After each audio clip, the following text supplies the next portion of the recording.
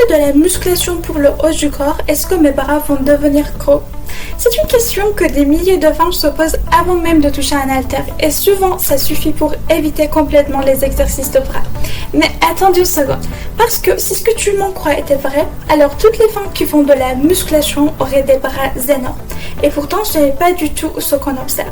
Aujourd'hui, on va comprendre ce qui se passe vraiment dans ton corps quand tu t'entraînes le haut du corps. Pas des opinions et pas de clichés.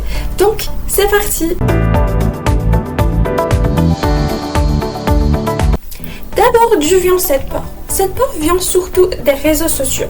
On voit parfois des physiques très musclés, des bodybuilders, des transformations extrêmes. Et le cerveau fait une erreur logique.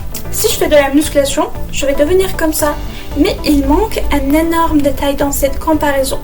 Le niveau d'entraînement, la nutrition, les années de pratique et la génétique. La réalité est beaucoup plus progressive. La majorité des femmes qui commencent la musculation ne deviennent pas volumineuses, elles deviennent plus fortes, plus toniques, plus fermes. Mais comment un muscle grandit vraiment? Quand tu fais un exercice de musculation, tu crées une tension dans ta fibre musculaire. Et cette tension provoque de petites micro-adaptations. Ensuite, ton corps répare ces fibres pendant la récupération et il les rend un peu plus fortes pour mieux résister la prochaine fois.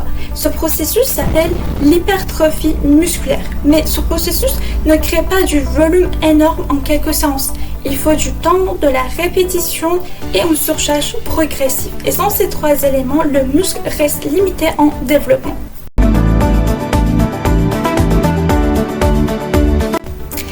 L'alimentation joue un rôle important. Ton corps a besoin de protéines pour reconstruire les fibres, glucides pour l'énergie et lipides pour les fonctions hormonales. Mais il faut comprendre quelque chose d'important. Manger ne fait pas gonfler un muscle tout seul. Ce qui crée du muscle, c'est l'entraînement, la récupération et le temps. Si tu manges plus que tes besoins, tu peux prendre du poids globalement, mais ce n'est pas automatiquement du muscle. Mais pourquoi les femmes ne deviennent pas facilement volumineuses? Il y a une différence biologique importante entre hommes et femmes, et c'est la testostérone. Les femmes en produisent naturellement beaucoup moins et cet hormone influence fortement la capacité à construire du muscle rapidement. Donc les gains musculaires sont plus progressifs, le volume augmente lentement et le corps devient plus tonique avant de devenir massif. C'est pour ça que la musculation ne transforme pas les bras en gros bras du jour au lendemain. Mais pourquoi certaines femmes pensent que leurs bras grossissent? Il y a plusieurs raisons très simples. Le muscle devient plus ferme, un muscle plus tonique peut sembler plus visible. Et rétention d'eau et glycogène. Au début de l'entraînement, les muscles stockent plus d'eau. Et la troisième raison, changement global du corps. Parfois, on prend ou perd du poids en même temps, donc perception de bras plus gros alors que le changement est souvent modéré. Les recherches scientifiques montrent que la musculation augmente la force chez les femmes. Elle augmente aussi la masse musculaire, mais les gains de volume restent généralement modérés. Et surtout, les changements visuels sont progressifs, pas soudains. Donc tu ne te réveilles pas un jour avec des bras volumineux. Alors, faut-il éviter le haut du corps?